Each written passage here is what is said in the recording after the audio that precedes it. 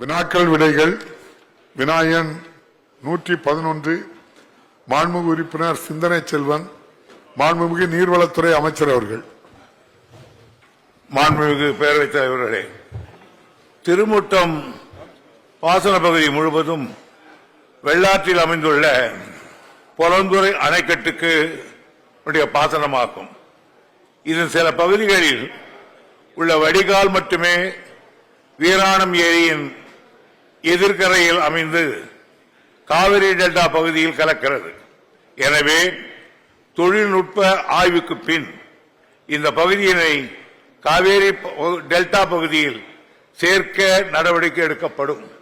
மாண்புமிகு உறுப்பினர் சிந்தனை செல்வன். மாண்புமிகு பேரவைத் தலைவர் அவர்களுக்கு வணக்கம். கேள்வி நேரம் எவ்வளவு முக்கியமானது என்பதை இந்த கேள்வியின் அனுபவத்திலே நான் புரிந்து கொண்டேன். ஆயிரக்கணக்கான மக்கள் இங்கே இதை எதிர்பார்த்து காத்துக் கொண்டிருக்கிறார்கள். வெகு மக்களுடைய பிரச்சனையை பேசக்கூடிய மிக முக்கியமான நேரமாக கேள்வி நேரம் இருக்கிறது. அதை யாரும் காயப்படுத்திவிடக் கூடாது என்று நீங்கள் தொடர்ந்து வலியுறுத்தியதனுடைய முக்கியத்துவத்தை நான் உணர்ந்து கொண்டிருக்கிறேன். மாண்புமிகு பேரவைத் தலைவர் அவர்களே, மாண்புமிகு அவை முன்னவருக்கு நீர்வளத்துறை அமைச்சர் அவர்களுக்கு என்னுடைய பணிவான வணக்கம். வீராணம் ஏரியின் மேற்கு பகுதி பாசன பகுதியாக இருப்பது திருமுட்டம் பகுதி. 1968 மேற்கு பகுதியிலே இருக்கிறது என்பதை எல்லாம் அறிந்த நீர்வளத்துறை அமைச்சர் அவர்களுக்கு நான் பணிவோடு மீண்டும் சுட்டிக்காட்ட கடமைப்பட்டிருக்கிறேன். ஆகவே ஏற்கனவே விவசாயிகள் அந்த பலனை அனுபவித்திருக்கிறார்கள். அந்த விவசாயிகள் அனுபவித்த பலனை நாடு தான் பெற்றிருக்கிறது. ஆகவே அருள் கூர்ந்து திருமுட்டம் பகுதி விவசாயிகளுடைய மனம் குளிர்கிற வகையில ஒரு சிறப்பான ஆய்வை நடத்தி திருமுட்டம் பகுதியை காவிரி டெல்டா பாசன பகுதியோடு இணைக்க முன்வருவாரா என்பதை தங்களின் வாயிலாக கேட்டுக்கொள்கிறேன். அமைச்சர் அவர்கள், இன்னொரு கேள்வி இருக்கு. கரெக்டா 3 நிமிஷம் இந்த கேள்வி கேட்டிருக்கேன் சார். ஒரு காலத்தில் பேரவைத் தலைவர்களே, ஒரு காலத்தில் காட்டுமன்னார் கோயில் தாலுக்கா டெல்டா பகுதியா இருந்தது. 9/5/2017 அவார்டு ஆட்சி. காட்டுமன்னார் கோயில் தாலுக்காவிலிருந்து திருமுட்டம் தாலுக்கா புதிதாக உருவாக்கப்பட்டது. ஆக தாலுக்கா அந்தஸ்து வந்துச்சு திருமுட்டத்துக்கு. ஆனா இப்ப தண்ணி அந்தஸ்து இல்லை.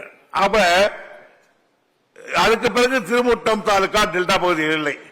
இதன் காரணமாக டெல்டா விவசாயிகளுக்கு வேளாண்மை துறை மூலம் வழங்கப்படுகின்ற குறுவை தொகுப்பு திருமுட்டம் தாலுகா பகுதி விவசாயிகளுக்கு கிடைக்காது. காவிரி டெல்டா பகுதியை சார்ந்த வீராணம் ஏரியின் எதிர்கரையில ஆள் மதகுகள் மூலம் திருமுட்டம் பகுதியிலே ஒரு பகுதி பாசனம் அடைகிறது. திருமுட்டம் பகுதியை காவிரி டெல்டா பகுதிக்குள் சேர்க்க வேண்டும் என்ற கோரிக்கையை அரசு ஏற்றிருக்கிறது. உடனே நாளைக்கு சேர்க்க முடியாது. அதுக்காக ஒரு குழு போடுற மாதிரி இல்லையா, ஒன்னு பட்டால் சிரிக்கணும், குழு பண்ணணும். அது மாதிரி தொழில்நுட்ப ஆய்வுக்குழு ஒன்று போடப்பட்டிருக்கிறது. சிந்தனை செல்வத்துக்காக அந்த குழுவை சீக்கிரமாக அறிக்கை வாங்கி உங்களுக்காக சேர்த்து தருகிறேன். சிந்தனை செல்வன் ஐயா போலாம். ஐயா மாண்புமிகு பேரவைத் தலைவர் அவர்களே, வீராணம் பாசன பகுதி மக்களுடைய நெஞ்சில, திருமுட்டம் பாசன பகுதி விவசாயிகளுடைய நெஞ்சில நீர்வளத்துறை அமைச்சர் அவர்கள் பால்வார்த்திருக்கிறார் என்று நான் பணிவோடு இங்கே சொல்ல கடமைப்பட்டிருக்கிறேன். அதே சமயத்திலே தலைநகரின் தாகத்தை தணிக்கிற வீராணம் ஏரி தூர்வாரப்பட வேண்டும் என்கிற கோரிக்கையும் இருக்கிறது. குறிப்பாக கலைஞர் அவர்கள் பொதுப்பணித்துறை அமைச்சராக இருந்தபோது அந்த பகுதி சீரமைக்கப்பட்டது. லால்பேட்டை பகுதியில ஒரு ஆய்வு மாளிகை, நம்முடைய துறைக்கு சொந்தமான ஒரு ஆய்வு மாளிகை இருக்கிறது. இன்று நம்முடைய துறையினுடைய அரசு செயலாளராக இருக்கிறவர் தான் மரியாதைக்குரிய சந்தீப் சக்சேனா அவர்கள் மாவட்ட ஆட்சித்தலைவராக இருந்தபோது அது கட்டி உருவாக்கப்பட்டது. அந்த பகுதி முழுவதிலும் பாழடைந்து கிடக்கிறது. கலைஞருடைய நூற்றாண்டை ஒட்டி அந்த பகுதியை சீரமைத்து ஏராளமான நிலங்கள் அங்கே இருக்கிறது. கலைஞர் நூற்றாண்டு நினைவு பூங்கா ஒன்றை அமைத்து சர் ஆர்தர் காட்டனுடைய திருவுருவ சிலையோடு அந்த பகுதி மக்கள் அதை பயன்படுத்தக்கூடிய வகையிலே அதை மேம்படுத்த துறை முன்வருமா என தங்கள் மூலமாக கேட்டமர்கிறேன். மாண்புமிகு அமைச்சர் அவர்கள். பேரவைத் தலைவர் அவர்களே, இந்த வேளாண் ஏரியை தூர்வார வேண்டும் என்பதிலே மாறுபட்ட கருத்து அல்ல. முதலில் நாங்கள் முன்னே ஆட்சியில் இருக்கிற பொழுது தூர்வாரினோம். அந்த மண்ணை எங்க கொட்டணும்னு கேட்டாங்க. 4-8 கொண்டு போய் கொட்டணும்னு நானே போயிட்டு அங்க வந்தேன்.